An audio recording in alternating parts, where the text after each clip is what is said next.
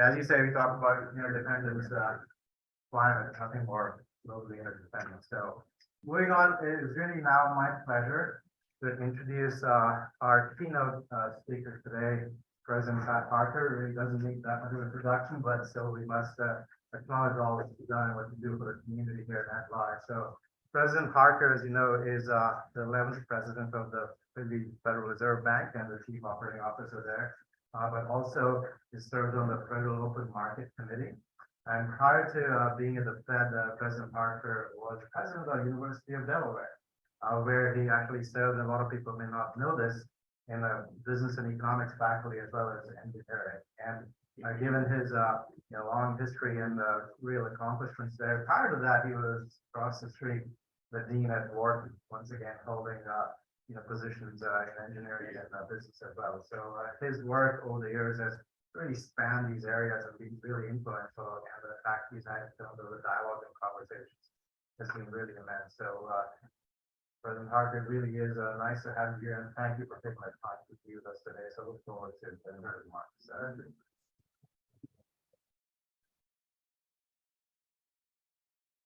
Please grab a seat. Yeah, we'll grab a seat.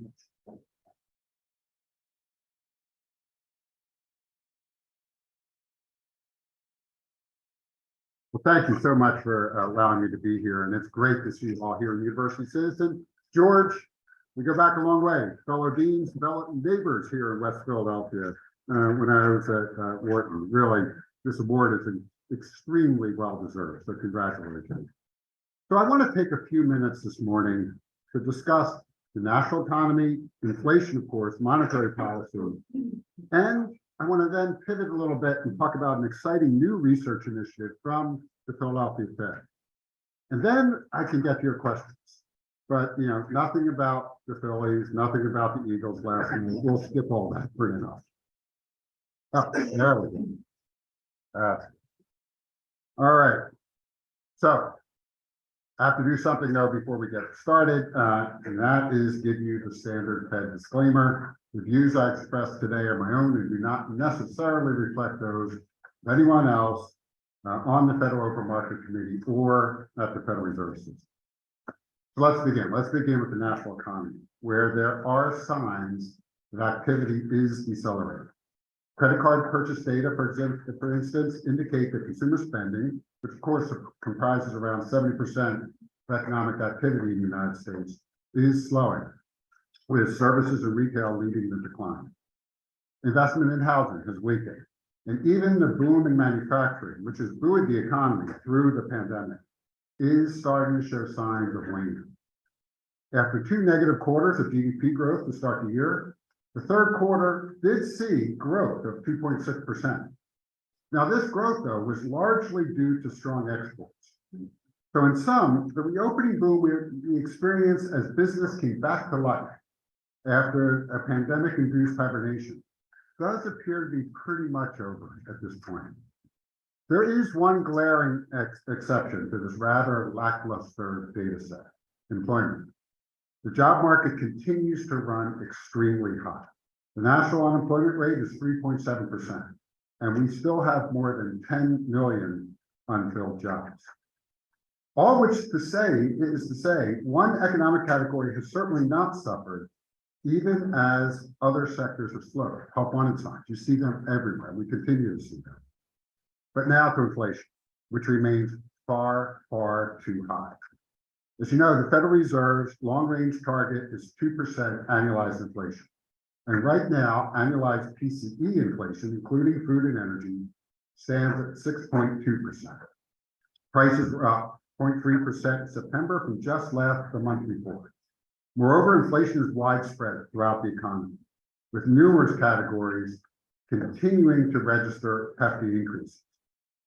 And you just step back. This is a period of tremendous hardship for Americans, particularly those of low and moderate income.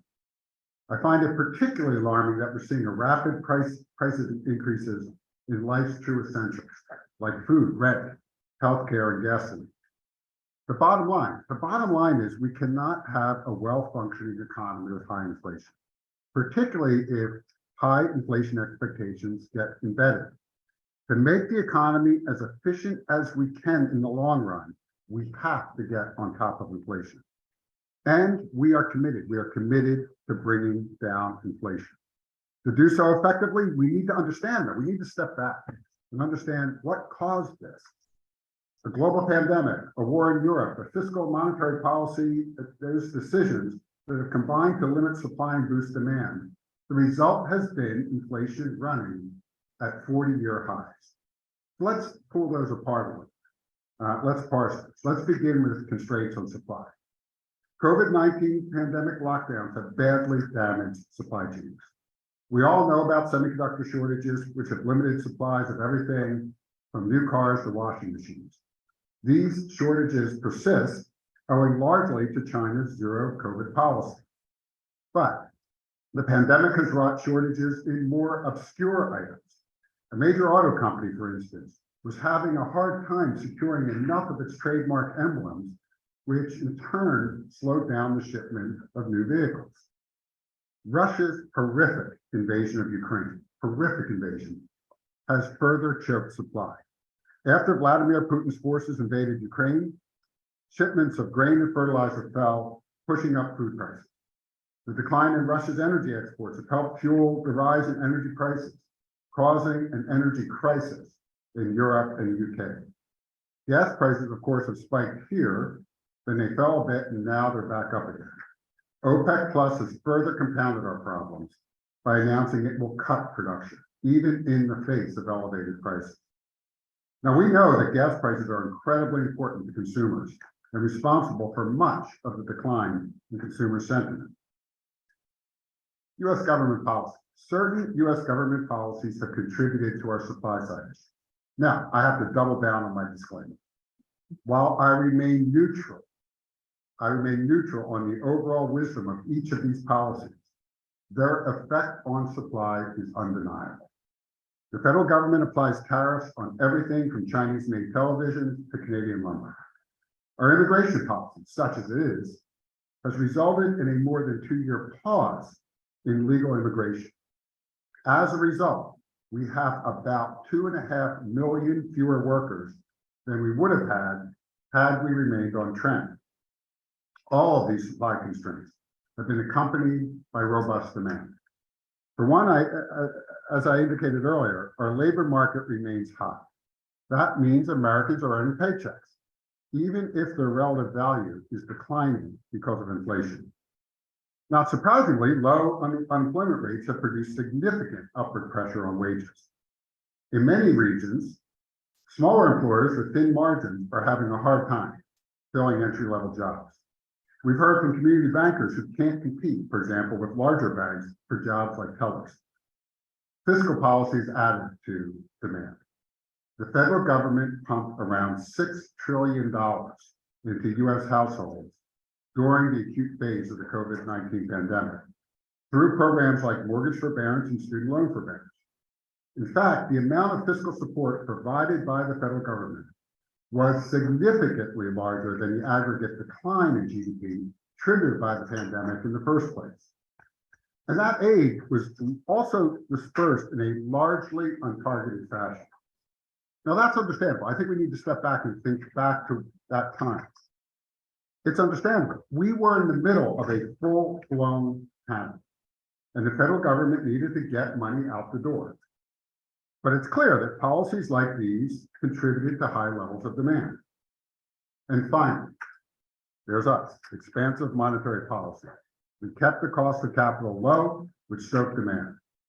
Throughout much of the COVID-19 pandemic, we kept rates near zero and enacted a major asset buying program. As a central bank, the Federal Reserve can do little to nothing to affect supply constraints. The supply constraints that are pushing up inflation. And as I have indicated, those problems, unfortunately, they're going to take time. It's simply going to take time to resolve. But the Fed can absolutely affect demand. And that is what we are doing. We want to see inflation coming down steadily and consistently. And we also want to see it abating across a wide array of goods and services. The goal is to adjust demand and make demand better match supply. Now, to do that, we have two primary tools for implementing monetary policy: the federal funds rate and our balance sheet. Since last fall, we've been tightening financial conditions. That process, at least as the market interpreted it, started last September, even before we began to move the federal funds rate or taper our asset purchases. Instead, simply announcing that we would soon begin to taper our asset purchases caused two-year Treasury, those yields, to rise. Now, the taper began in earnest last November, and it's now complete. In fact, we are now reducing our balance sheet. We are shedding $60 billion in treasuries and $35 billion in agency debt and mortgage-backed securities each month, which is to say we are removing a significant amount of financial accommodation quite rapidly. We have also raised the federal funds rate 375 basis points since the start of last year. Now, granted, we have to look at where we started. We started from zero, but we have raised rates significantly and very quickly. So in the upcoming months, in light of the cumulative tightening we have achieved, I do expect that we will slow the pace of our rate hikes as we approach a sufficiently restrictive stance. But I want to be clear, a rate hike of 50 basis points would still be significant. I think we talk a lot about 75, which we've done, but 50 is still significant.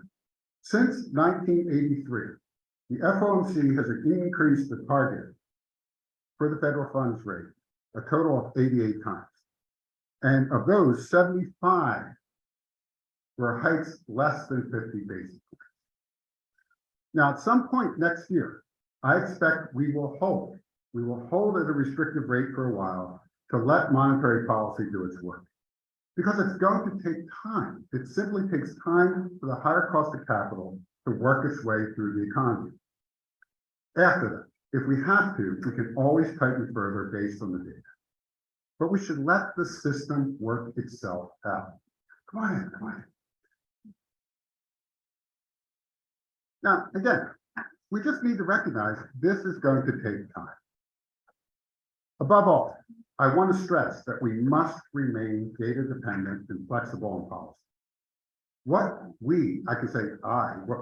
I really need to see is a sustained decline in a number, not just one, but a number of inflation indicators before we let up on tightening monetary policy. And again, we need to make sure, which is really crucial, we need to make sure inflation expectations don't become an anchor. So you add this all up, what does this mean for the economy? I expect that economic growth will moderate this year as both inflation and tightening financial conditions begin to crimp consumption. Overall, I'm forecasting flat GDP growth for this year, 2022, 1.5% growth for 2023, and around 2% growth for 2024, which is back to trend. Inflation will come down, but it's going to take some time to get to our target. So I expect core PCE inflation to come in around 4.8% in 2022, this is core, and around 3.5% next year, and then down to 2.5% in 2024. So now turning to the job market. The unemployment rate should peak around 4.5% next year as financial conditions bite. It should then fall to 4% in 2024, which suggests that even as we tighten monetary policy, labor markets are going to remain quite healthy. And again, I think you need to step back. Before the pandemic hit, we had tight labor markets. There are some longer term structural issues we can talk about in Q&A that we haven't really addressed. And so they're going to remain tight.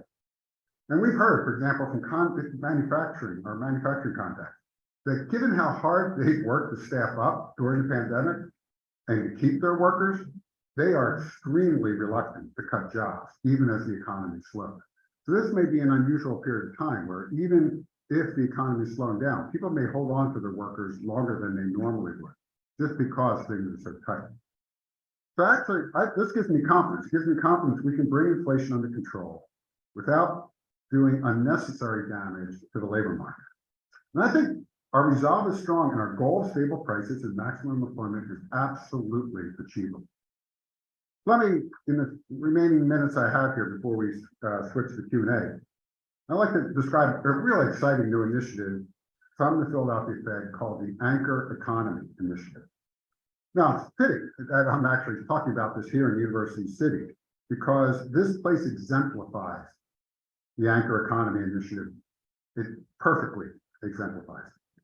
So what is it? The Anchor Economy Initiative seeks to quantify the economic impact of higher education institutions and hospitals, EdMeds, and that we call anchor institutions in their communities.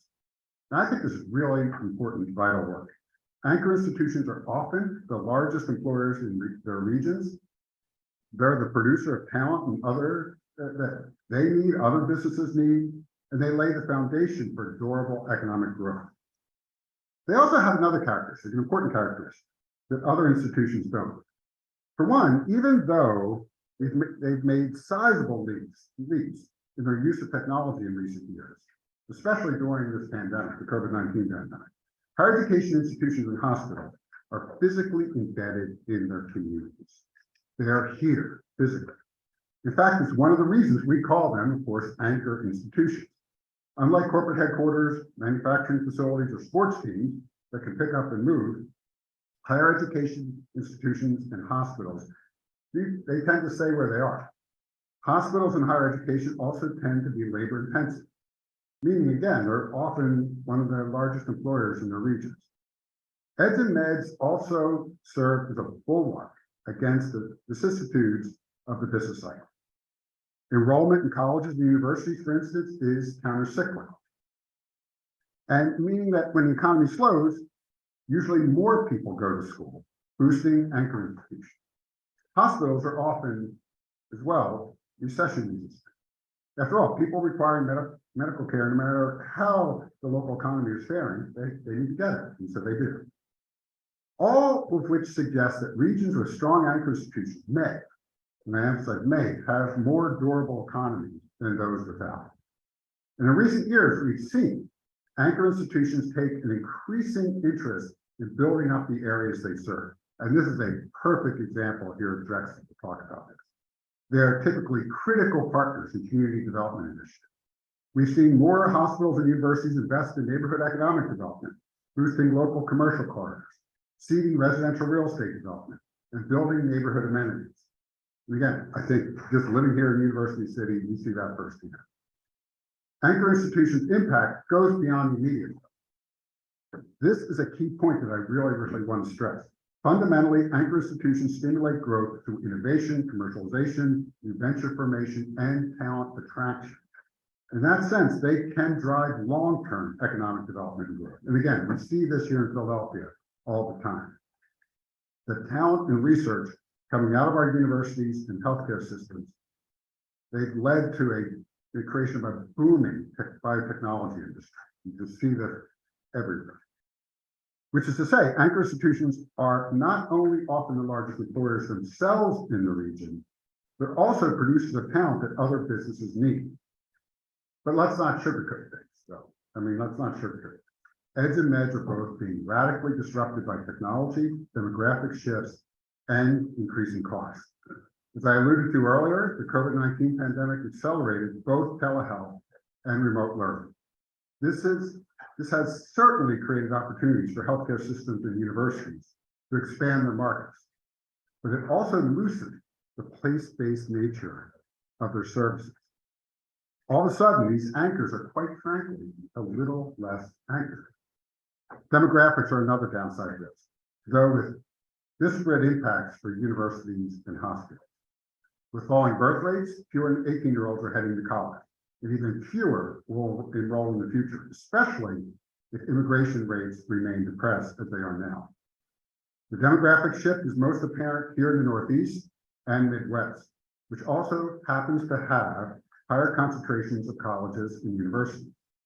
That raises real questions about the viability of many of these institutions in the future and the impact that will have on their communities. On the other hand, an aging population, see me with a cane and a boot, I'm part of that crowd, will require more healthcare boosting hospitals.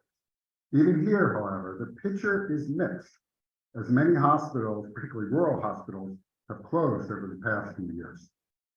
Meanwhile, the ever-rising cost of education and healthcare mean that more people may be priced out of accessing Eds and Meds altogether, which is both a humanitarian concern and, of course, an economic one.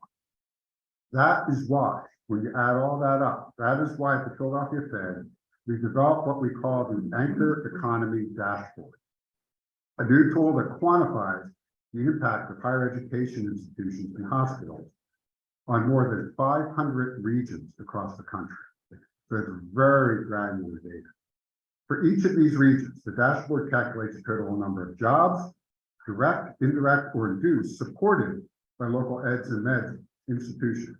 And what are those? Direct jobs, of course, comprise those employed directly by the anchor institutions, like doctors, nurses, or college professors. Indirect are those working in fields that directly support the anchor institutions, like IT contractors supporting, say, a hospital. And induced jobs are those supported by the economic activity that anchors create, right? They create economic activity. Think about the Last Word Bookshop or the delis and all the stores around here. Those jobs are created because you are here. So one thing that makes the Anchor Economy Dashboard, I think, is really neat, is that it also calculates a reliance index for each region. Reliance index provides a summary measure of how dependent a region is on anchor institutions. It adjusts the economic impact by the size of the regional economy and incorporates measures of impact in terms of employment, income, and gross value added. So what is this? A reliance index of 1 means the region's reliance on anchor institutions is right at the national average. That's the national average. Below that means they're less reliant, of course, and above that means they're more reliant. On a national scale, the dashboard clearly shows what I've been talking about. The economic impact of anchor institutions is massive. 9% of total U.S. employment, 6.3% of total U.S. income, and 8.1% of total U.S. gross value added comes from higher education institutions and hospitals. That translates to 18.2 million jobs, $1.1 trillion in income, and $1.7 trillion in gross value added to the economy. That's the national picture. So what's happening right here in Philadelphia?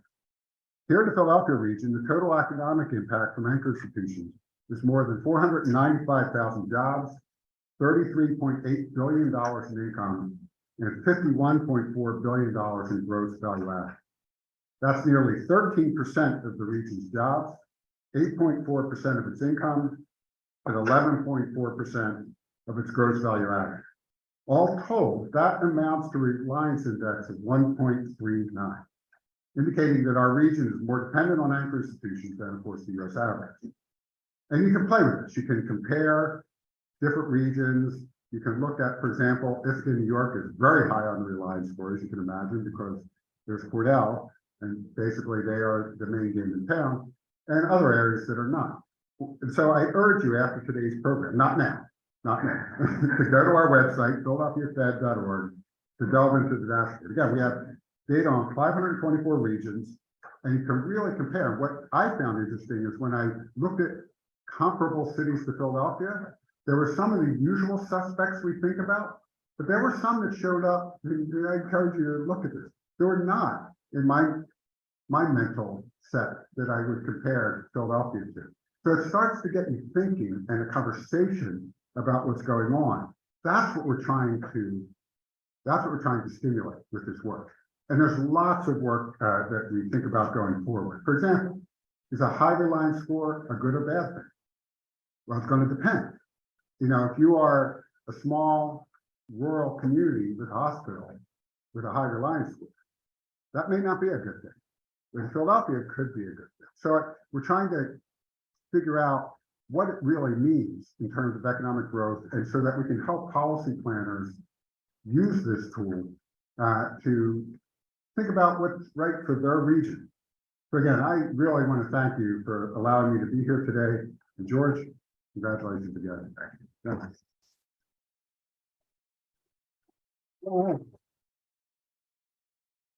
Shoot. All right, Peter, you're great. My old colleague, Peter, I got to take this, please. Thank you for those remarks, very helpful. I just wanted to ask one, I think, relatively simple question, or direct question, maybe. You use the number 2% as the Fed funds target rate. I No, the inflation rate. Inflation rate. Right. Inflation rate, and I've heard that from of your colleagues.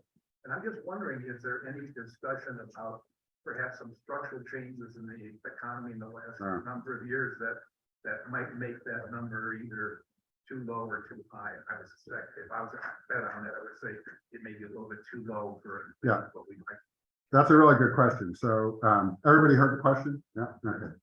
So before the pandemic, we went through a whole review of our monetary policy framework. We debated that a lot. There's a lot of academic literature that debates this question of whether it's too low, too high. It is pretty much the global norm at this point. We did debate it, but we chose at that point not to change.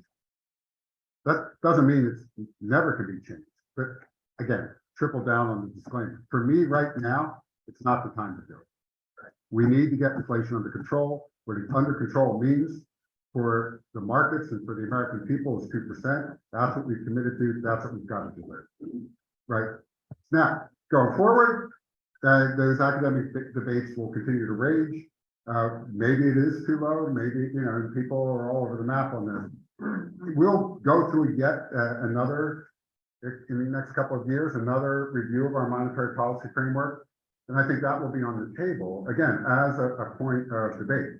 I don't know how that'll turn out, but I can say for now, we're sticking with 2%. We got to deliver on that. Yes, but introduce yourself. Yes, of course.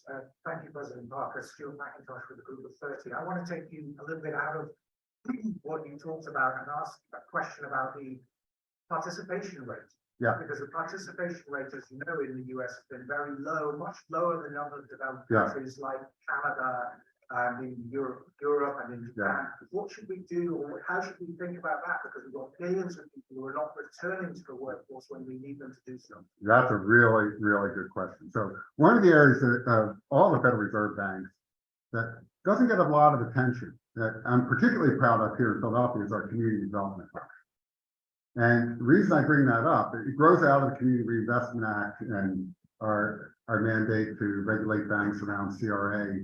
And then banks, obviously, back in the 70s asked, well, what do we get credit for? We had to have an answer for that. And the answer was, what's most impactful in your region, in your low, moderate income region? The reason I bring that up is we've been doing a lot of work recently on trying to really understand the answer to that question.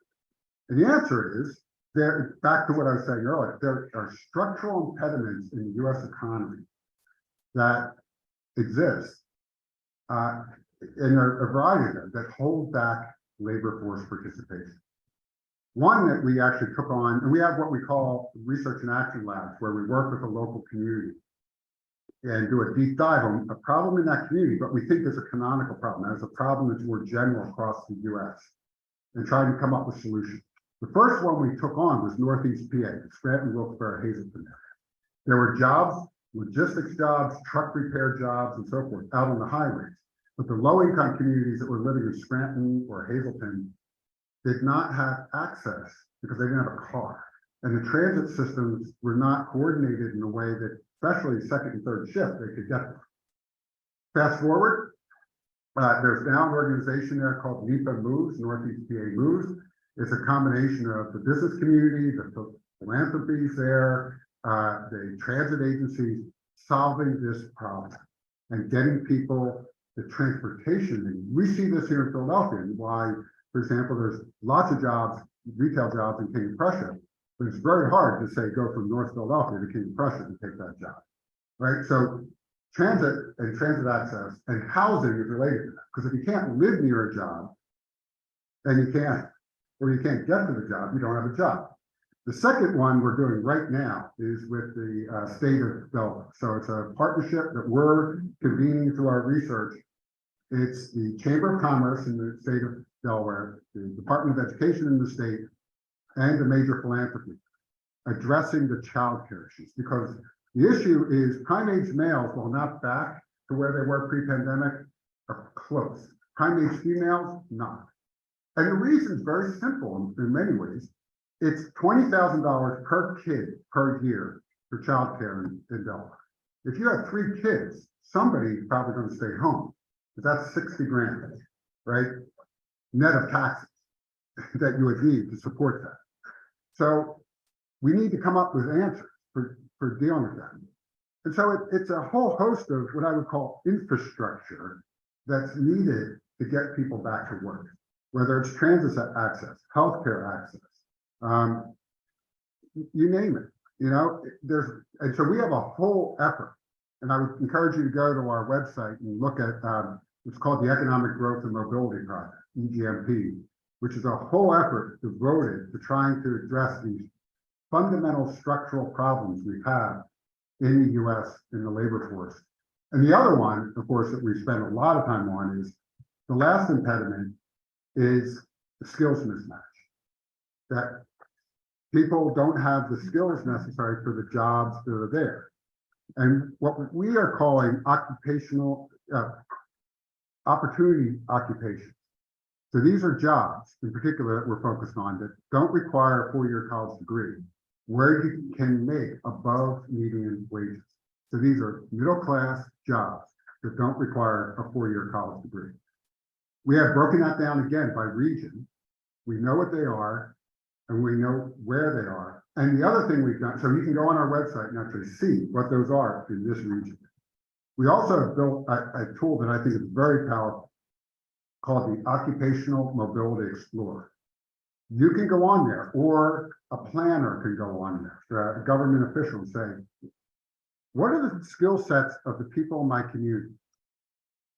And what do they have? And with what kind of training could they move to the next level? And at what average salary increase? And actually the tool then lets you make 2 more moves. If I do that with a little bit more training, what can I do? And if I do that, what can I do? Again, this is broken down by region of the country. You can go on and actually look at how I can get the skills I need. So that is a major impediment that employers, we hear all the time. I've got jobs, I just can't find the people with the skills necessary.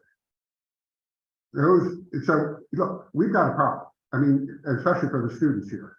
I'm going to boil economics down to, we debate a lot of things in economics, right? There's a lot of economic theory we debate over and over. There's a couple though that are not debated: supply demand, and the fundamental identity equation of economic growth. Economic growth is one of 2 things. There's only 2 things that move long-term economic growth: productivity and growth of the labor force. They're the only 2 things that can move economic growth. The latter one is what we're really focused on in terms of, we want to understand the first one, why we've been lagging in productivity for so long. There are lots of likely suspects there. But we need to get more people into the workforce, and we need to solve these structural problems. Plus, again, quadruple down on my disclaimer, we need a sensible immigration policy. This is what I hear time. We're 2.5 million workers shy of what we would be normally. No surprise that we can't find people to staff our restaurants and other businesses. Mr. Murphy, thank you. If you speak to the Fed's balance sheet, Sure. the speed at which we should expect it to shrink in the coming year, and ultimately, what's the terminal value of what that's going to Yeah. Let me start with the latter part. We don't know exactly, to be honest. Last time we did this, until the pandemic hit us, we were on our path to starting to normalize the balance sheet. We had estimates of where we think. So again, step back a little bit. We are trying to run what is called an ample reserves regime. It used to be we ran a scarce reserves regime and a corridor system where we actively manage the Fed funds rate by the market desk in New York by trading, right, in that market. We have now moved away from that, and this is part of our monetary policy framework, to an ample reserves regime, where we want to have sufficient reserves to where the administered rates, right, the rate that we pay banks for their reserves, the interest rate, or the overnight reverse repo rate, there's a certain administered rate that now defines the corridor, essentially, for monetary policy. Now, what does ample mean? That we haven't hit this kink in the demand curve for reserves. We've got a lot, so we haven't hit the slope part. Well, we don't know exactly where that point is. Last time around, we thought we knew where it was. We did a lot of analysis, but we knew when we were getting close to it, when the Fed funds market started to get choppy. That's when you know you're getting there, right? When you start to see that activity. And it was higher than we thought. So the answer right now is we don't know for sure. The best guess, if you had to force me to make a guess, is around 2.5 trillion we're going to remove. But again, we're going to let the data tell us exactly where that is. And so we're going to keep up this pace. My view on this has been pretty clear. I've made this pretty clear publicly. There are some who argue that we should use the balance sheet as an active tool of monetary policy. I disagree with that. I think at this point, we want to get back to the Fed funds rate and the administered rates being the tool, the primary tool of monetary policy, and put the balance sheet on the back burner. At some point, God willing, we don't have another crisis as bad as this one, but things are going to happen. If we have to use balance sheet policy again, we will. But for now, let's reduce the balance sheet methodically and not mess around with it. We're at this point, as I said, 95 billion a month. Let's just let that run until we start to see where we need to stop. And we'll recognize that when we get there. But let's not vary that a whole lot. If we need to vary policy, we vary it with the Fed funds rate and the administered rates tied to it. That is my strong view. I just think in a world where you've got lots of uncertainty, too many degrees of freedom is bad, right? So I think we settle on one, the Fed funds rate, and then let the other one just run on essentially autopilot. Yes. So, And you are. I'm Oscar Robert from the economics here. Oh, good. So, but you were talking touched upon the issue of expectations of Yeah. inflation. And if you look at the data, you definitely need inflation to be all over the place, or way below target before COVID, and we're way below target after COVID. And, I'm just wondering, it might be it's gonna be hard for the Fed to establish, in some sense, credibility for the public that is gonna be able to get that. Yeah. So I was wondering what is your view on that, whether the Fed is able to, it's an important aspect of the policy. Oh, absolutely. Expectations are off, policy doesn't work, so. Yeah. So first we start with what measure of expectations are you looking at? There are lots of them, and they are sending different signals, right? They're the consumer measures, like the Michigan survey, but then there's also tips measures, market measures of expectation. At least the market ones have not really moved a whole lot. I mean, they moved up, but not dramatically.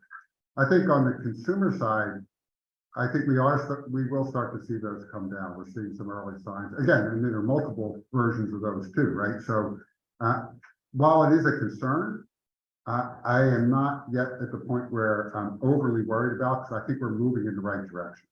And so I still believe that we can keep those expectations anchored. But we have to take action, and that's exactly what we're doing. I mean, we can't just sit on our hands. We've got to continue to tighten financial conditions to start to bring things down. But again, also recognize that inflation, I said it in my prepared remarks, inflation is going to take time to come down. The old line, it goes up like a rocket and floats down like a feather. I mean, that's the situation we're facing. It is simply going to take time. And of course, and we know, as I mentioned, the consumer expectations are heavily influenced by things like food and energy. Makes sense. That's what's in your face every single day as a consumer. And that's where the pain points are really being felt, particularly, as I said, for low, moderate income Americans. But, but if you look at the other measures, things are starting to move in the right direction. So yeah, it's a concern, but so what can we do about it? What we're doing now, right? Is tighten financial conditions. So, I mean, I don't see what else we can do at this point other than continue to execute on our strategy. Yes. President Harker, my name is Steve Blodgett. I've got a business advisory firm in western suburbs of Philadelphia. Quick question for you. What is your general view, or the Fed's general view, on the cryptocurrency markets these days? The recent bankruptcy of FTX, and then looking longer term at the prospect of a digital currency. Yeah, that's a big question too. We could have a whole other day on this. And I know you have, I mean, you talked about this. So my own view, I can't speak for the Fed, right, is first, we really need Congress to opine on this area in terms of regulation. It is not obvious and first, I don't believe there's something called crypto. It really depends on what flavor you're talking about, right?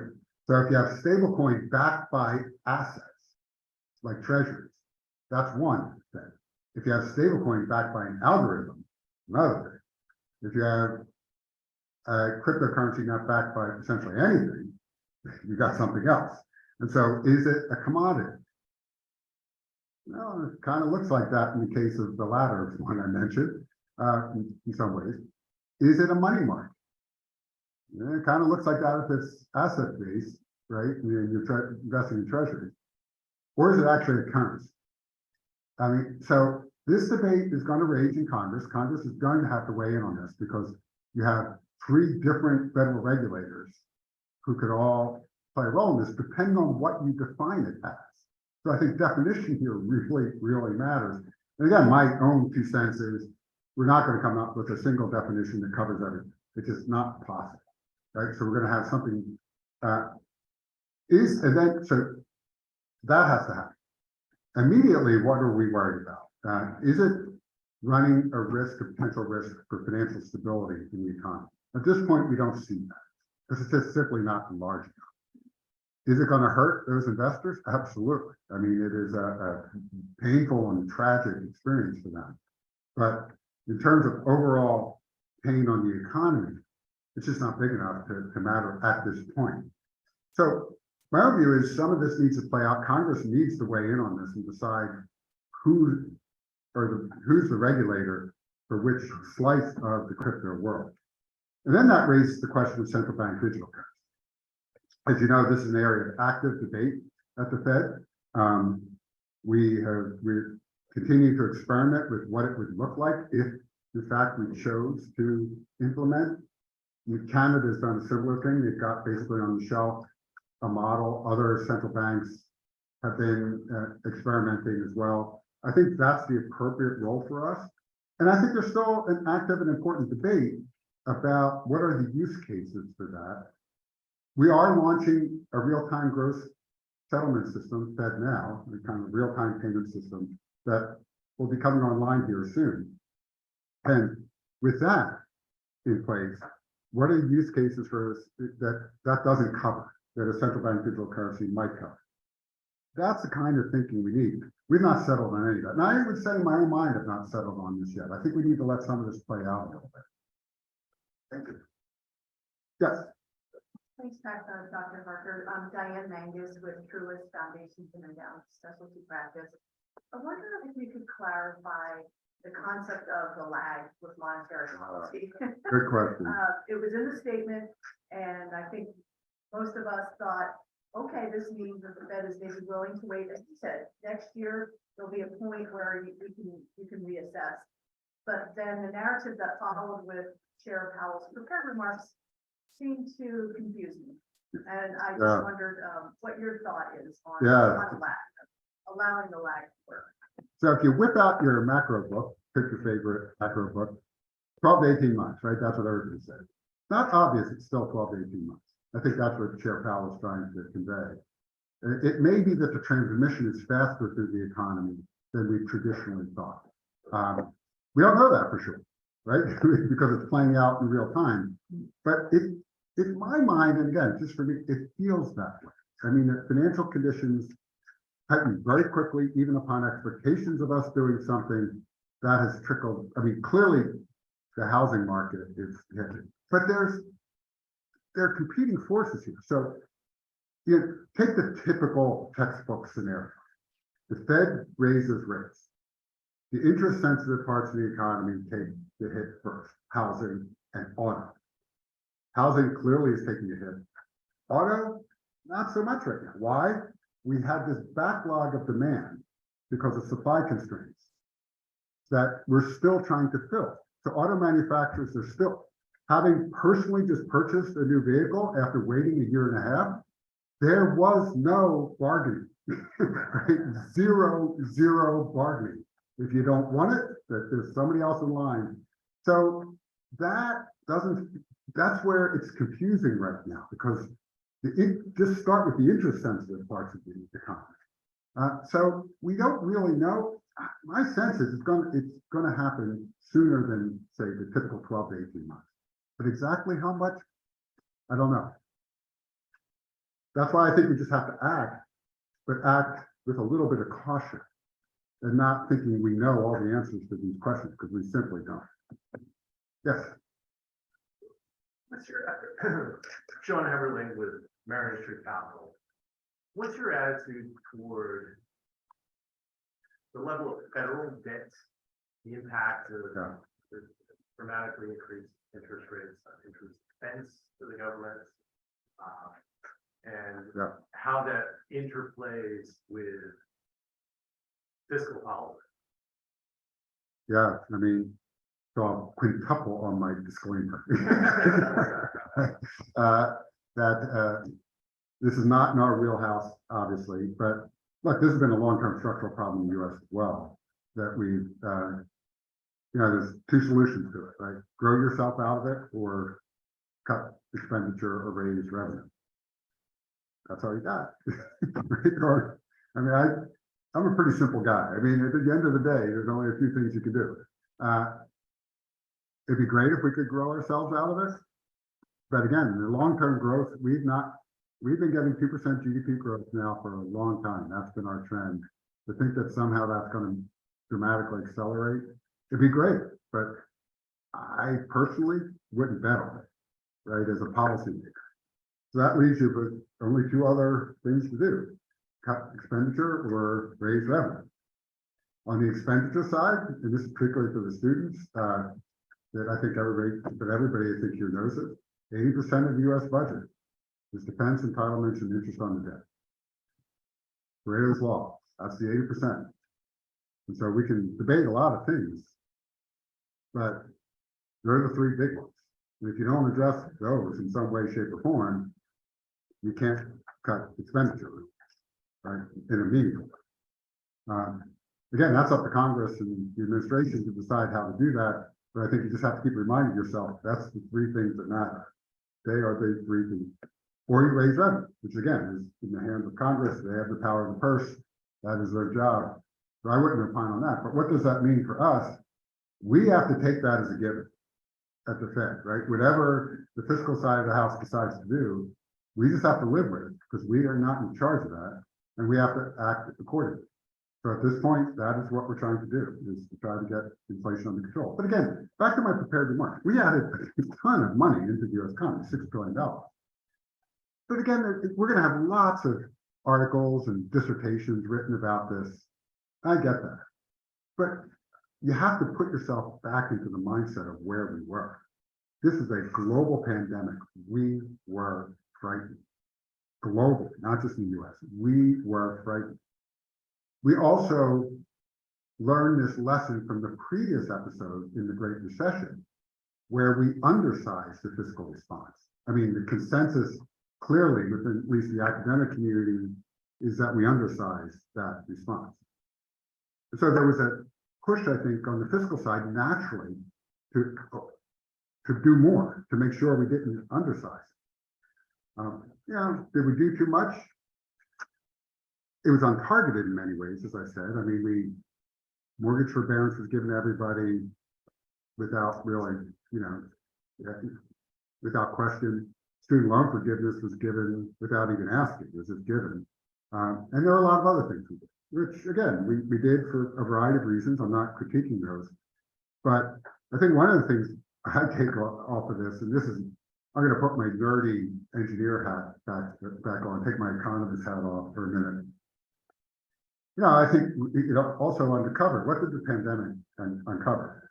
A lot of the basic piping of the US economy was not up to the task of delivering what we wanted to deliver in a targeted fashion. Take unemployment insurance.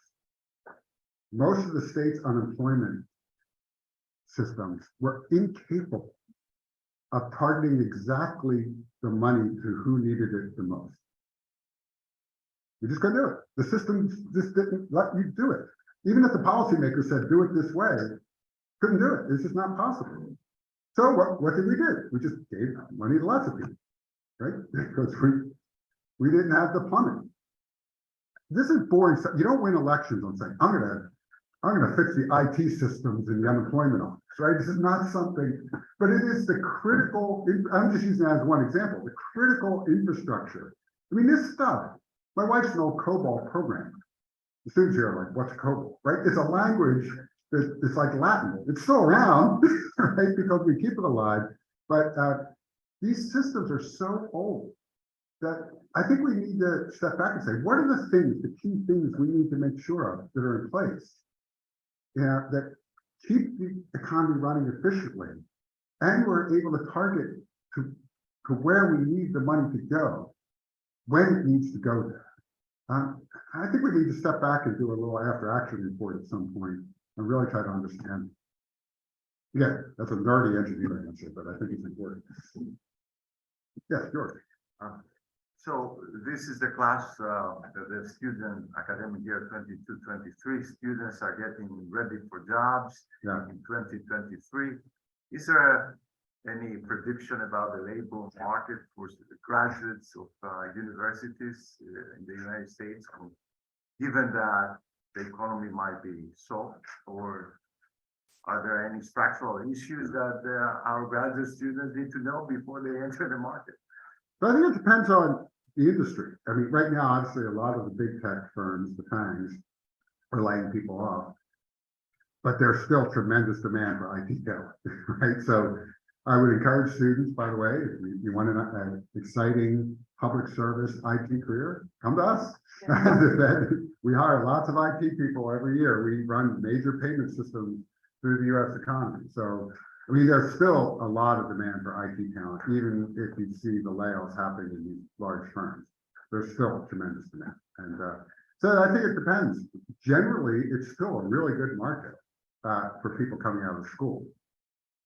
Might need to be a little more flexible than last time around. I mean, there are, you know, it was once the case you could kind of dictate your terms, like I'm not coming to the office at all.